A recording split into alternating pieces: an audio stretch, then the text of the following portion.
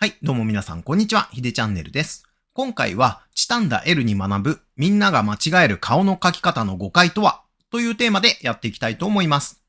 この動画をご覧になっている皆さんの中には、好きなキャラクターを描いた時に、目や髪型などのパーツ自体はよく描けているのに、なんとなく似ていない感じがして、どこが変なのかわからずに悩んでいる人も多いのではないでしょうか。以前、キャラクターを似せて描くためには〇〇を意識するという動画でも、キャラクターを似せて描くために意識してほしいポイントについて解説させてもらったんですが、今回は前回お話ししきれなかった内容の一つとして、キャラクターを似せて描きたいと思った時に、特に皆さんが誤解しやすい部分をピックアップして解説していきたいと思います。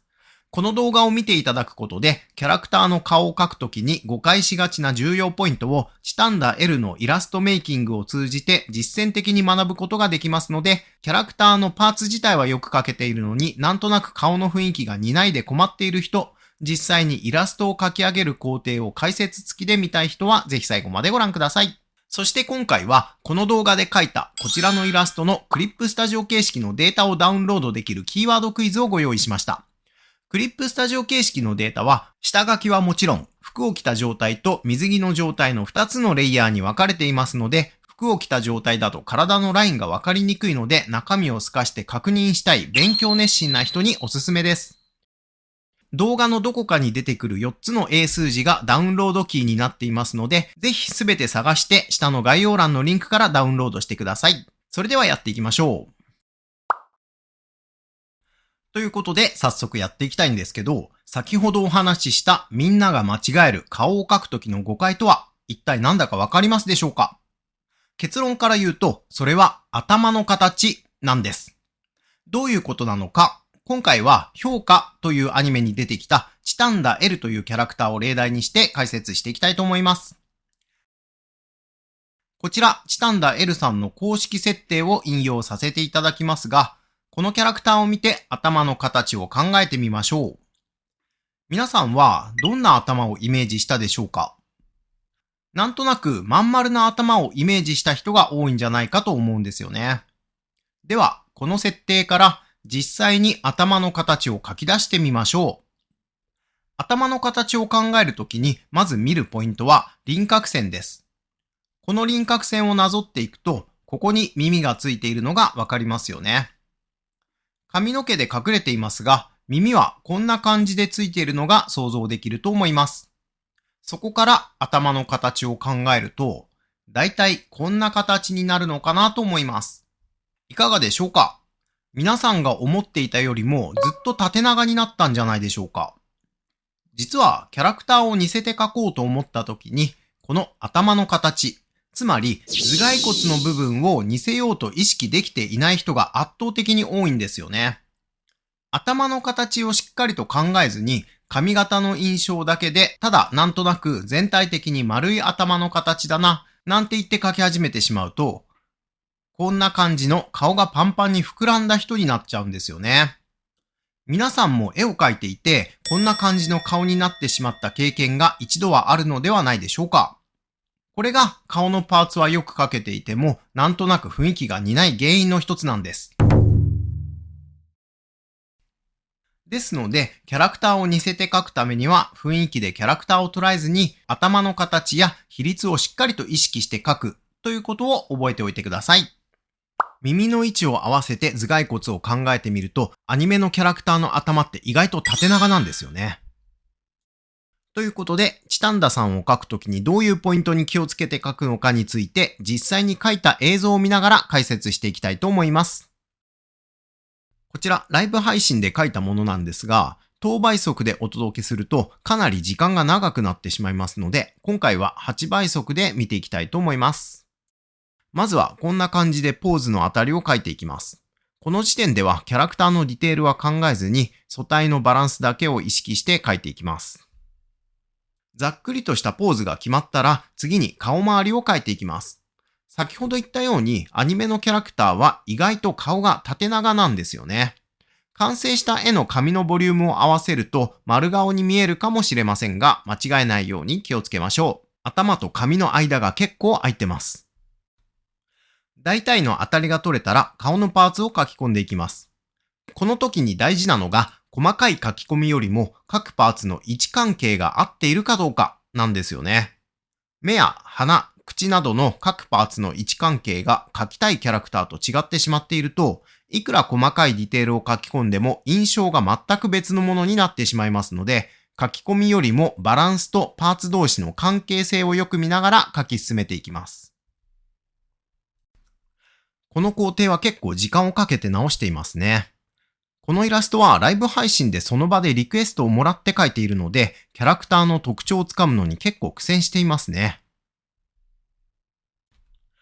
顔のバランスが描けたら次に髪を描いていきます。おでこのところに前髪の長さの基準線を描いておくと前髪を揃えて描きやすいと思います。ここまで描けたら目のディテールを描き込んでいきます。目の印象を合わせるコツについてポイントがいろいろあるのですが、長くなりそうなのでまた別の動画で出したいと思います。頭の大きさに対して顔のサイズがちょっと小さく感じたので、一回り大きく修正します。書き進めてからじゃないと間違いに気づかないことは結構あるんですよね。顔周りのラフが描けたら体のラフの方を描いていきます。人によってラフを描き進める手順は違うと思いますが、画面の一番手前にあるものから描いていくのが一般的だと思います。今回のようなポーズの場合、顔よりも手の方が画面の前に出てきていますので、手から描いていった方が良かったのかもしれませんが、僕の場合は顔から描いていっちゃうことが多いですね。体のサイズがちょっと小さく感じたので修正していきます。一回でバッチリ決まることは少ないので、こうやって修正しながら描き進めていきます。ラフが描けたら今度は線画を描いていきます。僕の場合ですが、線画を描くときにはキャラクターの目から描いていくことが多いですね。キャラクターの目はイラストの中で一番最初に注目がいく部分なので、やっぱり最初に目の印象を合わせておきたいっていうのがあるんですよね。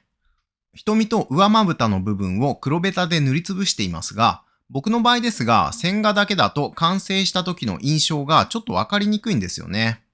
線画ではよく描けていると思っても、ちゃんと色を塗って完成させてみると、なんだか思っていた印象と違った、なんてことがあったりするんですが、これ僕だけでしょうか？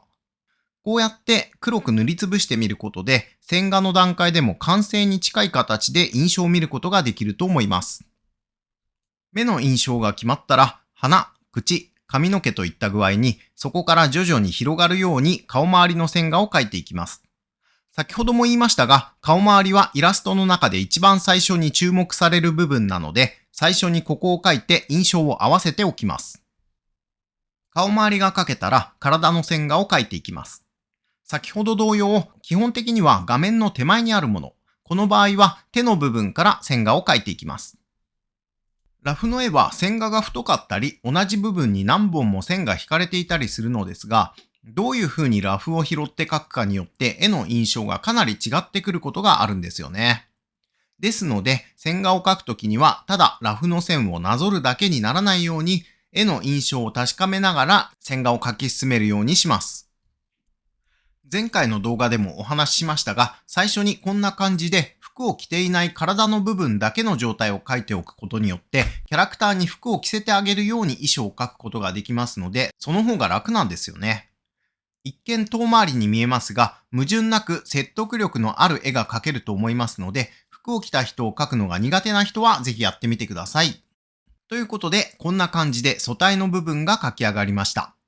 次に、この上に服を描いていきます。今回はアニメの中で一番よく出てくる制服姿を描いていきたいと思います。服を描くときは素体の上に布が乗っているということを意識して体のラインの少し上に服のラインを描いていきます。先ほども言いましたが、下地に体のラインがあるので描くのがとっても楽なんですよね。今回は長袖のセーラー服ですが、例えば T シャツとダウンジャケットでは服の厚みが全然違ってきますので、着ているものの素材によって体と服の間の距離感を描き分けることが大切になってきます。服のラフが描けたら先ほど同様線画を描いていきます。服の下書きはそこまでラフに描かれていないのですが、線画を描くときは本当にこれで大丈夫なのかを常に意識して間違いを探しながら描き進めることが大切だと思います。決してただなぞるだけの作業にならないように気をつけたいところですよね。ということで服の方も完成しました。今回はキャラクターの顔を描くときのよくある誤解について、チタンダさんを描きながら解説してきましたが、いかがでしたでしょうか？キャラクターの印象を合わせるためには、なんとなくこんな感じの印象といった具合に描き進めてしまう前に、まずは描きたいキャラクターの骨格を考えて、しっかり合わせることが大事というお話をさせていただきました。この動画も一つの参考にしていただければと思います。また、この動画で描いた画像データは動画公開後100日以内なら概要欄のリンクからダウンロードできちゃいます。動画内に隠れている4つの英数字がダウンロードキーとなっていますので、この画像をクリップスタジオ形式で確認したいという方はお早めにどうぞ。ここで重要なお知らせ。定期的にやっているお絵かきライブ配信では、こんな感じで一度にもっとたくさんのキャラクターを描いていますので、よかったらチャンネル登録をしてライブ配信もチェックしてみてください。また、ライブ配信で描いた絵は下書きと線画をセットにしてブースにて販売しております。ライブ配信で描いた絵をもっとじっくり見たい方はもちろん、ポーズの参考、模写の題材として使いたい人にもおすすめとなっています。早期購入特典としてクリップスタジオ形式のデータもダウンロードできちゃいますので、興味がある方は概要欄のリンクからお早めにどうぞ。あとはオンラインサロンでも絵の講習会をやっていますので、もっと絵が上手くなりたい方、お絵描き仲間が欲しい方はサロンの方もぜひご利用ください。それではまた次回の動画でお会いしましょう。ご視聴ありがとうございました。